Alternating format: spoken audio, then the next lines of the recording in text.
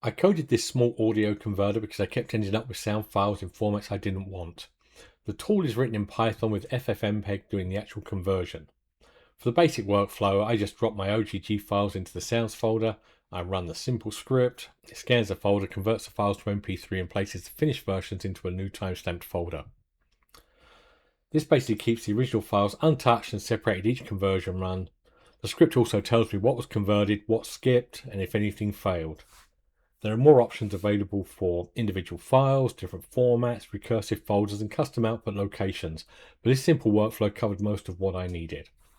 I originally built it while preparing music and sound effects for Bits and Bolts, where the initial files came from kenny.nl, and those are mostly OGG files, and I was creating a mobile game. So it solved that small but annoying problem, so I cleaned it up, made it available on GitHub as a good README, and you can also find some more info on my website.